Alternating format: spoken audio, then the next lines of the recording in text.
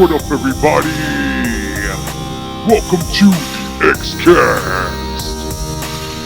Right about now, we want to welcome you to the greatest podcast on earth, hosted by yours truly, the XSP. I want to hear you say X-Cast. X-Cast. What is going on, everybody? It's about time again for another one. And we got another show for you today.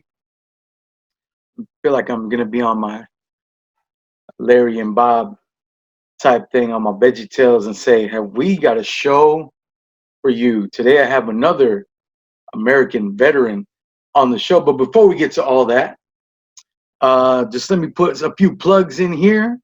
I'm a recording artist, so I go by the name of the XSP, which is why we have the show called the X-Cast with XSP. That's me. You can look for me on all streaming sites under the XSP-XTREME Street Preacher. If you're looking to get into some podcasts, if you like podcasts, you can look for A Burning Hope with Renee Torres on Spotify. You can look up Project Restore, also on Spotify. That's with my big brother, Jason Garcia. And you can look for Back Issues on Spotify with the X-Cast with XSP. So all you have to do is that. And you might think out there, hey, that XSP, he's a good guy. I like what he's doing. I want to support that. And speaking of supporting things, this right here is a broken microphone. Doesn't stay up. So if you want to throw me a couple dollars to help get that replaced, I would appreciate it very much. If not, that's cool too. I still love you nonetheless. You know what I mean? And if you're watching this, I definitely love you. You understand? So if you want to send me a couple dollars, you can do that through PayPal. And that's at DemonSlayerXSP@yahoo.com. So also for those of you out there who like that Christian type music, maybe a little praise and worship, I got a buddy by the name of Jay Payne who actually has a worship album coming out very soon. If it's not out already, it's called Down with the Crown. And your boy XSP is featured on 2 tracks on that album. So I suggest you go out there and pick it up. All proceeds go to the church that he belongs to. And it'll be on Spotify here soon. And physical copies are available through Jay Payne Music. So if you like that kind of stuff, go ahead and check it out. So with all that out of the way, I want to bring this guest. Like I said, an American veteran. He's going to tell his story, some of the things that he went through, some of the things he's seen. He goes by the name of Daniel Alfaro. So here it goes here in just a minute. Here he is right here, the man I was talking about beforehand. He goes by the name of Daniel Alfaro. Welcome to the show. Welcome to the X-Cast. How you doing? Doing good, PJ. Good to see you. Good to be here. Thank you for the invite. What a privilege. So, as I explained to all my guests, we're doing this to not to so much as talk about what's going on, but to kind of escape from those kind of things. Everyone is constantly about the corona or COVID or whatever you would like to call it. I kind of want to get away from that because that's in the news and everybody kind of knows that. I want to get to know people. So, yes. So as we get started, I ask this as an icebreaker question. Have you ever seen anything that you couldn't explain, whether it be lights in the sky, supernatural events, or whatever the case is all throughout your life? Tell me something. Well, one time, it had to have been 2003. I grew up in East Side San Antonio, Texas. I was over there off of Rigsby and 410, a little subdivision called Lakeside. I used to have weird tendencies. I used to go running like at 3 o'clock in the morning. And back then, there was a set of woods, and there's a long street that used to go through these dark woods. Now they're all houses. It had to have been like 3 o'clock, as I said. I used to have weird hours. I was a weird person, weird individual. And I would go jogging. And one time I'm jogging back there. It's a pitch black road, just woods. And literally just the whatever light the moon would bring, that's all I had with. And I'm jogging. I'm just, having a good time. And then I look into the trees, and there's this thing. It's just a silhouette. The best way I could describe it is a panther. It looked like a panther silhouette. And this is in San Antonio, Texas, all right? And this panther is crawling headfirst down the tree. And all I see is just a silhouette, mind you, again. I'm jogging. I'm like, what is this? So I'm jogging. Once that thing gets down, this is probably about a good 50 yards away from me. And once that thing hits the ground, it stands up on its 2 feet. And that's when I just said, I need to get out of here. So I started booking it. Yeah, that one stuck in the back of my mind. But I think everybody's seen silhouettes in the peripheral of your house. You're there in the doorway. You always see a silhouette, and I grew up seeing these a lot. I was always aware of that, and noticed that a lot of my cousins and my little nephews they do see this. My sons, they see these things too as well, and I'm pretty sure a lot of people see them, but they always just write them off in the back of their mind, just like whatever. So what do you think it was about your childhood? Did you saw these different kind of things? How did you grow up? What was it like in the home? That you were kind of going through these kind of seeing these things. Just single parent.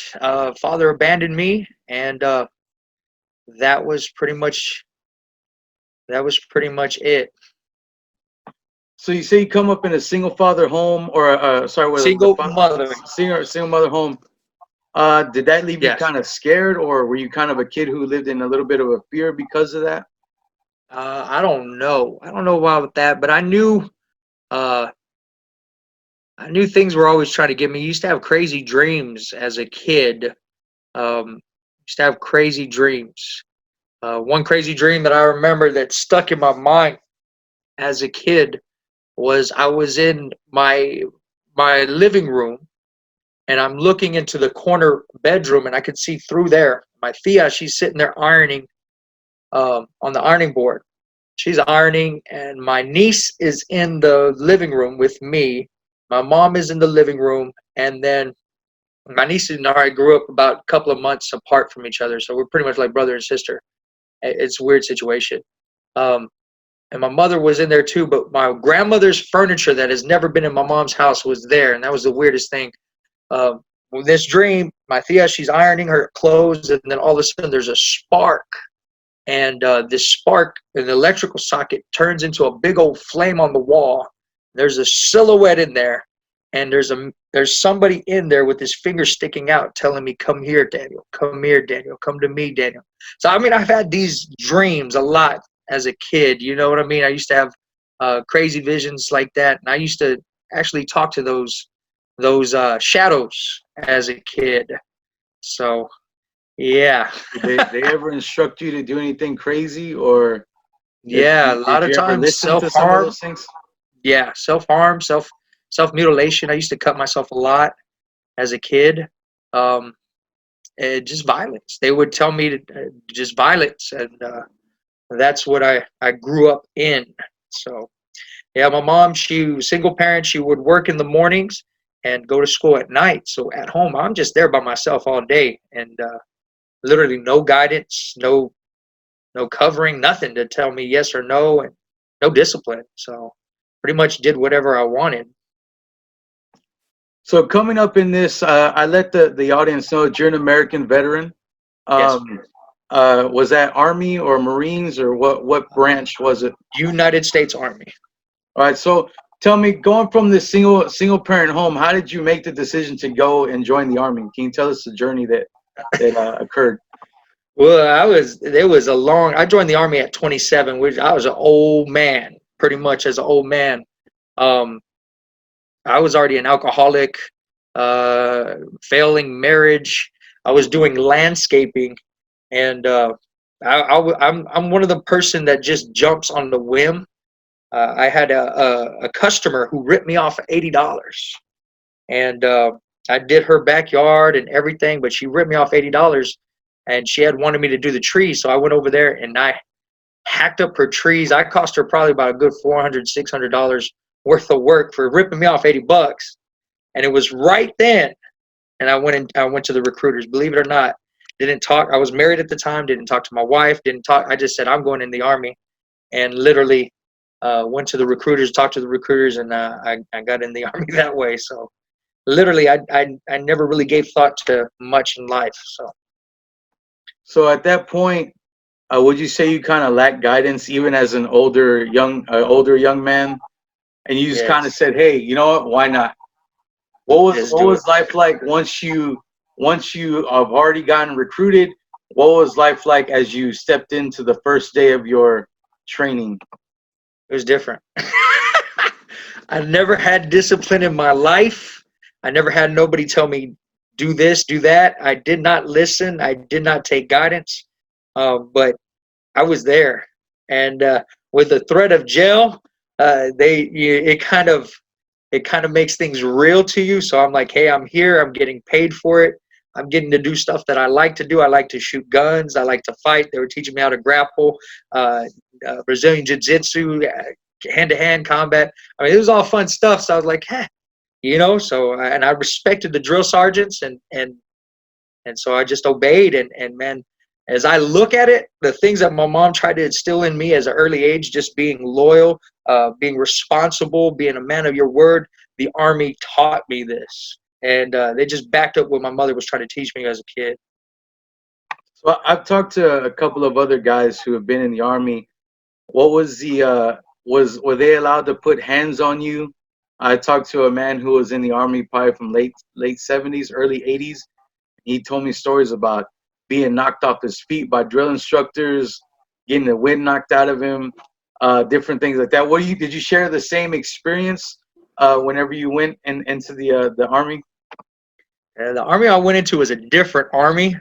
I went in there expecting that. And the drill sergeant was going to lay hands and called corrective training. That he's going to give me some proper guidance. But they didn't. They didn't do that. They made us.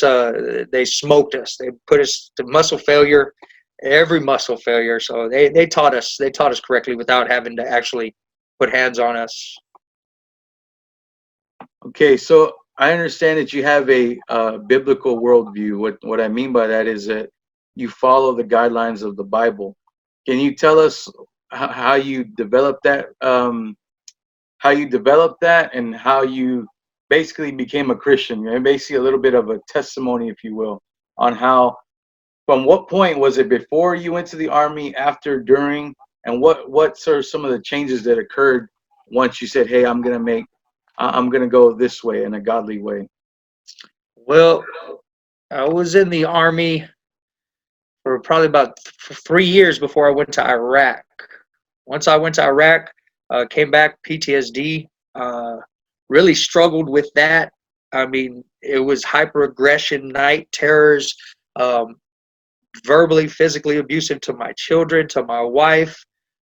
It was that way. I mean, I was what you call a dirtbag soldier. I was just the alcoholic, go party. I did the job that had to be done, but I would do everything else. So I wasn't like the model soldier. I never got in trouble, but I was always getting out of work. I don't know how to explain it, but once I came back from Iraq, struggled with that. I went to the VA and I said, I need help. Things are not going right in my mind. I'm having crazy ideas. This is about 2000. Late 2008, early 2009, when they were just shoving all the veterans underneath the rug, the VA, and I was one of those. And I had went into go talk to somebody, and this little man behind the desk, he just smiled in my face and said, you don't have PTSD. And honestly, I've only been back once, and that was when I had to update my DD 213. I had to update my Army my profile. And so other than that, I just came back, started self-medicating, and it was probably in 2010, that's when I gave my life to Jesus. And that was just, it had nothing to do with the Army. It was just what I was battling with at home. Just tired, had no meaning, no purpose of life, and literally just suicidal and just depressed and just tired of it. I mean, I've tried everything else the world offered. And then that's when I finally gave my life to Jesus. And it was 2010, January 7th. And after that, man, he just literally did transformation in my heart. And of course, once you change your mind and you focus on your mind, your life changes. My marriage is so much better now. And that's where we're at right there. So you said you had PTSD. What was it that do you think can you pinpoint an incident that that caused it? If you want to go into it, I Yeah. think that people who are listening who may be maybe in that same situation could benefit from hearing your story and maybe some of the things that caused it and some of the things that helped you get out of that that mindset. Well, for me, it was we were in Camp Bucca, Iraq. When we first got there, we were getting attacked, and I mean mortars, rockets, and it was on a daily. It would be always from 3 o'clock to 5 o'clock. It was like a set time. They would always just attack us, and first time when we got there, we were resting. Everybody was knocked out of sleep. We just traveled across the world, landed in Kuwait, went straight over there to the Bucca, and after that, just okay. So you're trying to sleep, you're trying to sleep, and then all of a sudden, rockets, mortars. You're getting attacked. It messes with your mind. You know what I mean? You got to be prepared. One time, I'm asleep. I am knocked out. I'm dead asleep, and then I just hear. Let me tell you, that noise it strikes fear in your heart. And we had they looked like FEMA trailers, but we call them pods. The little 6-man trailers that we were housed in. And it was me, and then probably about three trailers down. That rocket hit, and that guy's brains was all over the place. And so, trying to sleep in that situation, I remember, it was after that. I'm trying to sleep, and every muscle in my body is so tense, where I have to focus. Okay, just relax, and I would relax, but not even 5-10 minutes later, it's tense again. Let me tell you, it's the fear of death. It's fear, and then that really gripped me to where when I came back, if I hear a door slam, or one time I'm sitting there, I'm not saved. I'm over there at Highland Farms in San Antonio, Texas. Got a house, and I'm sitting there watching TV with my little daughter. She had to have been about 9 at the time. And I hear a door slam, a car door slam outside. I jump down. I already got my gun because I kept my gun on me all the time in San Antonio. I'm back home safe. But I get my gun, and I'm on the ground ready. And my little girl, she starts laughing because that's peculiar to her. I just start getting into her, start cussing at her, and just, that's what I dealt with when I came back. Just a lot of, it took a long time for me, just the loud noises, and be able to sleep right. I would have to drink a 12-pack of beer a night, and I would knock out, but I would only sleep for about 4 hours, and I would wake up, and I can't go back to bed. So that's what I was dealing with. So during that incident, were you seeing where you once were, or was it just kind of like when you're there, you say you were there on the ground with your gun? Was it where you were seeing a different area, or was it just like ready for someone to come in, or what exactly were you seeing during those moments? No, it's just I was in my living room, just stuff like that. It would happen everywhere. I mean, my wife got stories. My wife has stories of me flipping out in public. I don't know how many. I don't know how I have not been arrested. Just it's. I know where I'm at, but just the loud noises, it gets you hyper vigilant to where you're ready to fight. You're ready to just handle up, and that's where I was. I knew I was in my living room, that specific incident, but I just remember that time because of the hurt I saw on my daughter's face. You know what I mean? That hurt me. You know what I mean? That's when I was like, yeah, this is not good. This is not good. So I can recall a young man during a 4th of July celebration where the fireworks are going off and the young man just starts to cry.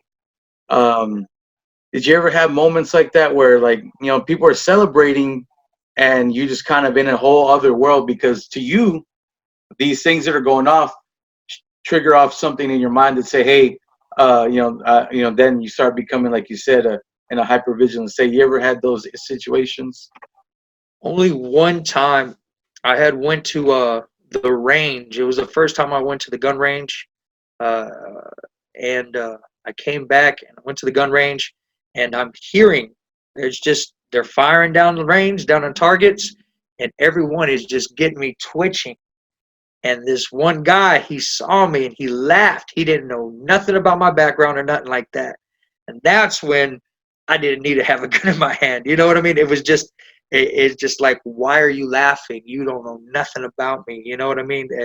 But I don't ever remember breaking down crying like that. So, but other people, I have seen people get in a car accident, and that will affect them with PTSD to where they don't want to drive no more. I've seen people, course females, and they get sexually assaulted.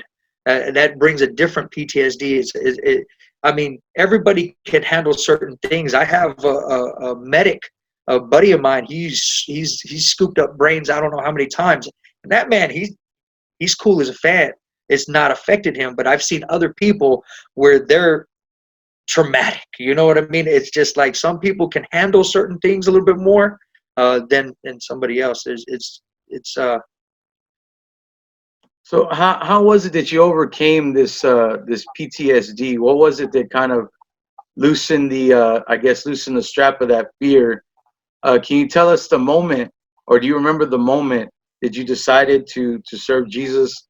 Do you remember the exact lead up to that moment, and how has it been after?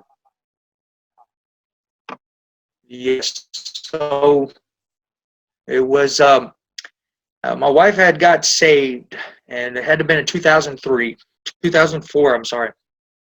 She got saved in 2004, and she prayed for me for 6 years. 6 years to get saved. I've known Pastor Ben and the Nacogdoches Church. I've known them for a long time, and so I was messing around. For 10 years of our marriage, I was unfaithful. I was rude. I was verbally, physically abusive. I was just a horrible man to her and to my children. And it was January 7th. I was done. I was tired. I was already planning in my mind to just leave and walk out on them. I was planning to go to Fort Worth, Texas. I was going to live with an ex-girlfriend and just literally just abandon them. I was tired of her. I was tired of everything. And that whole time, my wife had been praying for me. There was a buddy in my unit that I went to Iraq with. His name was Frankie Rodriguez. He was the realest Christian I have ever met at that time. We were in Iraq. He's praying for me. And it's just like something's always leading me to talk to him. I'm always going to ask him for advice. I'm always, you know what I mean? There's something about Frank where I really value his opinion, his counsel. I really value him because there's something genuine and real about him. So I go over there, and every time he'd say, Alfie, they used to call me Alfie, Alfaro or Alfie. Alfie, you need to get a hold of God. You need to cry out to Jesus. Jesus can help you here. And I'd be like, man, I don't want to hear that, man, but thank you, Frank. I appreciate it. But it was January 7th, me and Frank went to Houston, Texas. We had to go drop off some saws, some SWAT automatic weapons. Our unit was actually closing down, and we were going to go to a different one, and we were trying to get rid of all this weaponry. So me and Frank were in a van all the way to Houston, Texas, and that whole time, Frank just kept on witnessing to me. He witnessed and he witnessed, and he was just telling me about Jesus that whole 4-hour drive there and that whole 4-hour drive back. And he had told me about, he had seen some documentary called Hell's Bells, where there's satanic messages in rock and roll. And in my mind, I thought, well, if they did that back then, why wouldn't they do that now? So this is all in my mind. He's just planting seeds. I get home, and I already had it in my mind that I was just gonna walk out on them. I was gonna go to Fort Worth, and that was it. I was gonna go live a happy life. That's my plan, right? my wife was done fighting. Me and her had argued the night before, but I got online and I just started just looking up witchcraft in rap, because I was a hip hop head. You know what I mean? I loved hip hop. I loved gangster rap. And then I just started looking it up and just started seeing all this stuff. And it's about 2:30 in the morning, and I do see some things around me. There's about 4 or 5 of these things around me, and it's pitch black dark. And then that's when I just said, God, I can't live like this. I realized that I was following after a lie, and I said, God, I can't live like this. God, I need help. And that's when I gave my life to Jesus. It was January 7, 2010. It was about 2:30 in the morning. And I remember that I cried. I said, Jessica is my wife's name.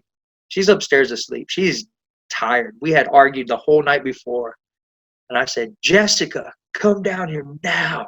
And so she's beat down. She's tired. She's beat down. She comes walking down the steps. And I said, help me pray. And she goes, what? Like her heart just like melted. And I said, help me pray.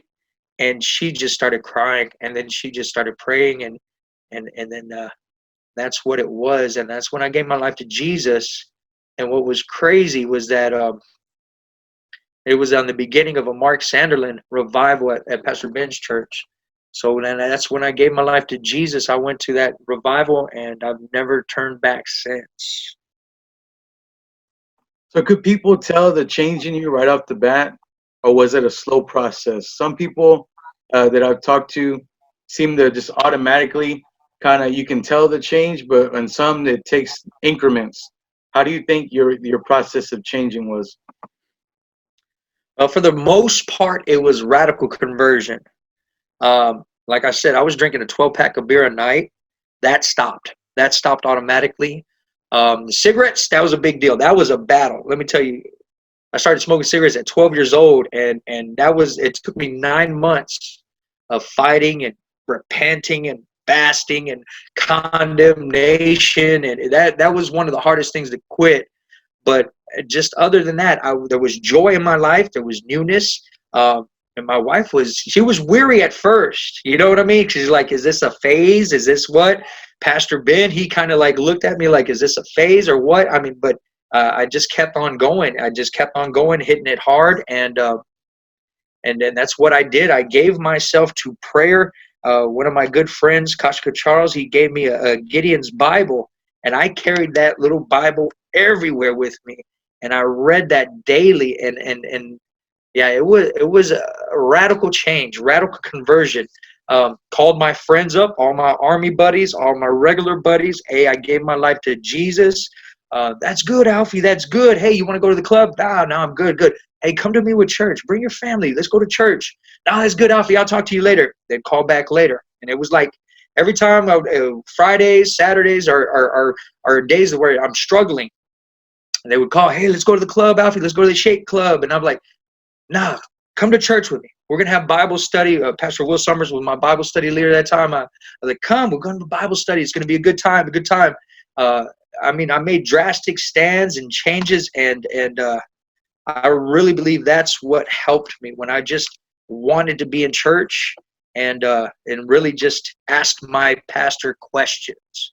And that's what helped me change. So let's fast forward a bit. Now you are pastoring a church in New Braunfels, Texas. Can you tell us the journey of how you even felt that you were, I know a lot of people say they were called to be a pastor. Can you tell us the journey of what made you make that decision and what got you there where you are right now? Well, it was just being available. It was just being available, just trying to be a blessing to my pastor. I noticed that if I'm not in church, if I'm not doing something for God, I'm doing something that's not going to be productive. It's going to be pulling me back, because I know if you're not listening to the Word of God preach, you're listening to something else preach. I just wanted to be there. I wanted to be a blessing. I wanted to be a part of what God was doing. I literally got into everything from ushering to drama team to prison ministries, everything that was available, street preachings. I was head up outreaches downtown. I mean, I stayed busy for God, and I would always set up healing crusades, movies. I was going out there. I mean, they told me I could do it, so I said I'm gonna do it. So I'd go out there. Sometimes I'd ask apartment complexes for permission. Sometimes I just go when the office is closed and just set up shop, start preaching, show a movie, do altar calls, and I was just continually busy, wanting to do something for God. And then it was that time where they launched out Roger Sanchez, and he went into the Austin Highway and started a church there. They're doing a good job, and we didn't have a door director at that time. And I'm not looking for a title. I'm just doing what God's telling me to do. Hey, we can set up an outreach here. We can do this here. And that's when Pastor just said, hey, do you want to be door director? You're already doing what you're supposed to be doing. I was like, all right, that's cool. So we kept on going. It was probably about 2 months in my salvation where God spoke to me, and he put my calling on me. And that's where I was like, all right. And that's when I sought to get out of the military. I had just signed a 6-year renewal contract. So I waited for that to get up. And then after that, I just went towards that calling. So how were your first, I'm not sure how long you've been there, but what was the first day in New Braunfels like? Can you tell us some of the ups and downs of what it is being a pastor in New Braunfels, Texas? Well, New Braunfels is a different beast, but it's anywhere, the same thing anywhere. I remember my first morning prayer by myself in that building in New Braunfels. I'm sitting there praying, getting a hold of God. God, I need wisdom to guide these people. God, I need your direction. I need your guidance. I need your help. And I hear this demonic voice tell me, go back to San Antonio. Go back to San Antonio. Go back to San Antonio. And that's when I said, demon, I just signed a lease. So, and it was crazy because that same day, my wife is at home. She's unpacking. And this demonic voice tells her that it's going to kill one of our children. It said by name. And so, yeah, it's an awesome battle. But let me tell you, there's nothing like being dead set in the will of God, just in the center of the will of God, knowing that you're doing something, that your life is accounting for something, that you're making impact, and that impact is going to last. Do you feel that you're making impact in that city? Is there a bit of a change from the first day you went to now? The spiritual climate change. Let me tell you, New Braunfels. The funny thing, PJ, me and Jessica, we have always been about outreach. We love outreach. Our children, we've dragged them all over Texas on invasion teams, impact teams, guerrilla mobs. We've dragged them all over. And me and my wife, we used to always come and help Pastor Juan, who's evangelist now, Juan Uribe and Carla. We used to always help them outreach. Even when our church wasn't doing something, even when there wasn't an invasion team, we would come to outreach. We'd help them outreach. We'd do healing crusades. We always had a close relationship. It was actually the evangelist Uribe who witnessed to my wife when he was just a teenager on that street corner in Walsham and 35. He was out there street preaching with a bullhorn. He was the one, him and Pastor William Summers, when they were teenagers, witnessed to my wife. My wife got saved. And so I really looked up to them. You know what I mean? Those are my elder brothers. Really appreciate and love them and care for them and pray for them dearly. But yeah, we came over here a lot of times, and we would see just, this is 2011, 12, 13, 14, and we would see how hard the city was. I mean, their hearts were. You've been to New Braunfels before. You remember these people were hard. Their hearts were hard. They were a closed people. But since we've been probably, 2017, 2018, it's just literally opening up. People are more receptive. But of course, they say this New Braunfels is the third fastest growing city in America. So there's people coming from all over. I literally talked to people from Jamaica, from Ecuador, from Honduras. We got people from Florida. I've talked to, they're from all over. So it's a mix, a hodge by a good gumbo coming in, and it's more open right now. And so the next time you come, you'll be able to understand from the last time there's a different spirit God's opening their hearts. So it's pretty cool. That's an awesome thing. Have you witnessed anything supernatural as far as maybe healings or any deliverances, as we would say? If you can talk about them, how has that affected the church, even if it's happened in the church? Yeah, no, we've seen God is just supernatural. God makes the supernatural. He just does it because that's his nature. He just does things. Man, I could tell you stories. We've seen some things. Please, one time, tell a couple stories. all right, deliverances. Sister in our church. It was a Saturday outreach. We get done outreaching, and my wife calls me up, says, "Hey, this lady, she's a sister in our church. She's been sick the past 3 days. She needs you to go pray for her." I was like, "All right, let's go pray for her." So I got me, my little boys, and a friend of mine. And my little boy, at the time, he's probably about 9, and my eldest son, he's probably about 17 at that time. And so we go to her house, and she's telling me what's happened. For the past 2 days, she's been stuck on the couch. She can't move. She's got a heavy oppression on her. She can't move. She can't eat. She went to the doctor, the hospital. They did a CAT scan. They did an MRI, and they can't see nothing wrong with her. She's just been stuck on that couch for 2 days, hadn't showered or nothing. She's just demonic oppression. So I said, "Oh, well, we start praying for her." We start praying for her. And she just flips out, just starts manifesting. And I turn around and I look at my boys, and they're just it's pretty crazy. And so hold on real quick. So for those who don't know what manifesting means, yes, because this may be viewed by a secular crowd, can you explain a little bit about what that means? Well, this woman's voice turned into a man's voice. She's cursing at me, and she's yelling, screaming. At the same time, her husband's jaw just dropped. Her daughter's jaw just dropped. My son's jaw just drops. And I'm saying, let's go to battle. So we start praying for her. She's on the ground now. She's writhing. She's just going crazy. And her body's contorting. And we cast it out. She gets up. And she's relieved. You could tell she's relieved. She's relieved. And she's just like, "Wow, thank you, Pastor. Thank you." And then it comes back even more. And it comes back in her. And she starts groaning. And she's talking the man's voice. So this goes on about 3 times. 3 times. We cast it out. And it comes right back.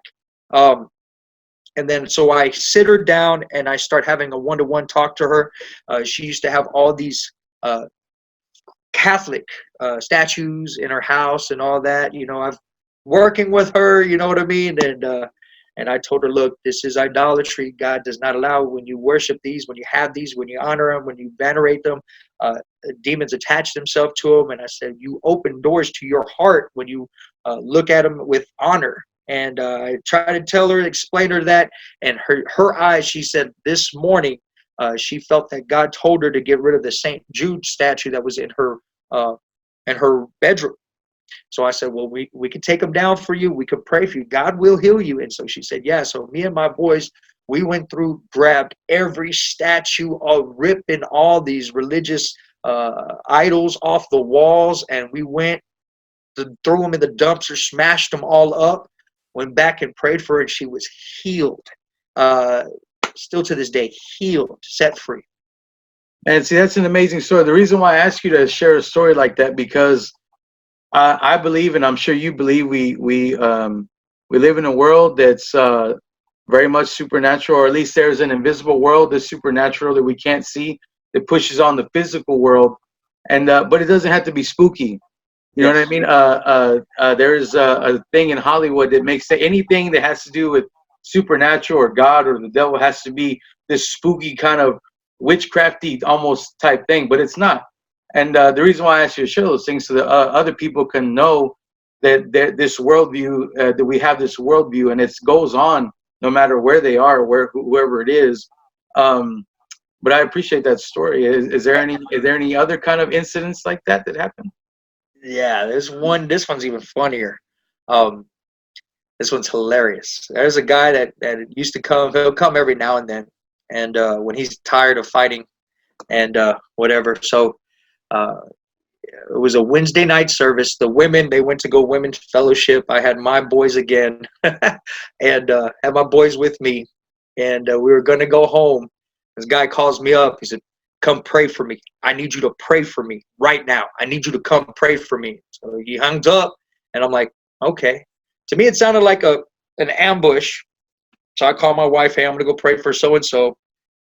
If you don't hear from me, this is where I'm gonna be at." And I tell my boys, "Let's go." And we're walking in. It's just like a trap house.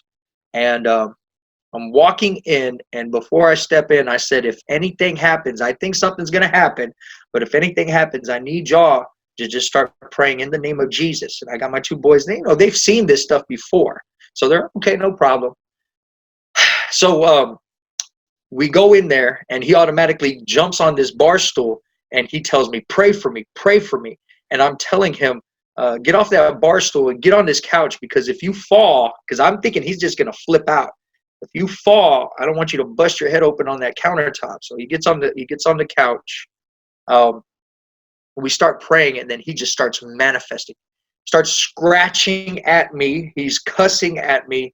I turn around, and my boys are, "In the name of Jesus, in the name of Jesus." You had to be there. I mean, it was just hilarious at my sons. So I mean, I'm sitting there praying, and he's scratching at me, and this is what got my son's attention. I said, "In the name of Jesus, I forbid you from touching me." And he could not move his hands whatsoever. He's going like this, but he can't move his hands. I have my hand on him. I'm praying for him. We cast 4 of them out, and that was one of the one I will never forget, because I saw my boy's eyes. "In the name of Jesus."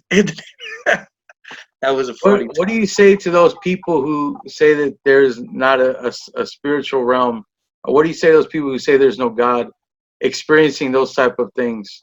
What would be your message to them who maybe are skeptical about that kind of occurrence? And you, speaking as far as from your experiences that you've experienced, what would be a message to them? Well, I do talk to a lot of atheists. I do witness to a lot of atheists. I know a lot of Christians. Once "Hey, I want to invite you out to church," and they say, "Oh, I'm an atheist," and they say, "Oh, okay, I'm sorry." No. What I say is, how did you get there? What makes you believe in that? I mean, I'm interested. I would like to know, what are you basing all this on? Where did you lose hope in God? And this is where I've actually broken a lot of ice with a lot of atheists, and actually prayed with a lot of them, just because I just wanted to hear their side of the story. A lot of it you do hear, and it's sad, is that they witnessed other Christians not acting Christianly, and that turns them off to the gospel, and that's sad. That's funny. I was talking to a guy yesterday, last couple of days, and he kind of the same situation, but he went from full-blown Christian to full-blown atheist because, and I traced it back, his what he was talking about was basically from people saying he couldn't do a certain thing, and he felt that that if he led people to Jesus, he needed a break, that if he could smoke a joint, and because people were coming against that, he kind of lost faith in the people or in God's people. So now he's an atheist. But I asked him too, like, what happened? Who was it? What was the turning point? And a lot of times it is, like you said, being saying you're a Christian but acting like a devil, basically. What message do you have to a Christian maybe who's kind of teetering and not really giving a good example? Wow, that they're gonna be called to the carpet. That's it. They know it. That day's coming. The Bible says it is appointed for a man to die once, and then comes judgment. They're gonna be held accountable. They're gonna be held accountable for it. what does the Bible? What Jesus says is that woe to them if you cause one of these little ones to go astray. And your actions don't just affect you; they affect other people. People look to you. You're a good or a bad example, and it's only up to you if you want to be a good example or a bad example. You're gonna be an example. Somebody's gonna follow after your example, and you are gonna have to answer to God, but where you lead people by your example. So just do right. Right, man. Well, one last thing before we go. It's not a super serious question, but we're gonna go back to you were in Afghanistan, is that correct? Yes, 2012. So, and I used to watch the show on Animal Planet called Lost Tapes, and there was an episode about these men that were in the army, and I believe somewhere either in Afghanistan or Iraq, and they were going through these caves, and they're looking for anyone that any kind of weapons or whatever the case, and they come across these things they called cave demons. Did you ever hear anything about like that, or hear about any kind of creatures? They're almost like bat-like, but the size of people. In your journeys out there in the desert, like I said, it's supposedly documented. These guys, it was on a show called Lost Tapes. These cave kind of creatures dwelling there. Did you ever hear of anything like that or see anything like that? No, I've not heard about that. So when I went to Iraq in 2007, 2008, I was in OIF. Was not saved, was not a Christian. When I went to Afghanistan, it was in 2012, OEF. That's when I was saved. It was a different everything. When I did touch ground over there, you can feel a thick, I mean, it was a thick spirit of confusion. I mean, it was all over that place. We traveled. I did a lot of convoys, and that it was a thick, and it was like anytime I tried to witness or talk about Jesus, I mean, it was just my mind is clouded. I couldn't formulate sentences. One time I'm in Camp Fob Salerno. They call it Rocket City. It's a blackout fob, meaning there's no lights whatsoever. Because if there's a light, that's where they're going to shoot rockets at. One time it's like 3 o'clock in the morning, 4 o'clock in the morning. I used to get up before everyone else, go get shaved up, go get ready. And so I could go find my area to go pray my morning prayer before everybody else gets up and takes up all the showers and all that good stuff. So it's about 4 o'clock in the morning. I'm walking down the path to go to the showers, the latrines, and I see, and I'm already praying. I'm already praying, and then I just see this big old ball, probably about 9 foot tall, coming down that alleyway. I mean, it's just like, and I'm just sitting there just like, wow. So I'm just still praying, going straight, and that thing just comes straight at me. I mean, that's about the only craziest things I've really seen there in Afghanistan like that. So, all right, man. I appreciate you amusing me or dealing with that. My questions there. I really do. Thank you for sharing your life, yes. And I thank you for giving some insight on one about your life in the Army, and also insight on the spiritual realm as far as you've experienced it in New Braunfels. Is there where's the church located? Maybe someone sees this and they think, man, I want to go meet that guy, or I want to go see what's going on over there. What's the address? Where can they find you? That kind of thing. Contact. Yes, sir. Well, you could just find it on the door nbtx.com. You could find all the information, phone number, address. You even have some sermons of mine, some recent sermons, and it has all our email and contact information. The door nbtx thedoornbtx.com. So cool, man. Well, I appreciate you, man, Dan. Like I said, it definitely was not only entertaining but informative as well. And I really do appreciate it, man. I appreciate you, PJ. You take care, sir.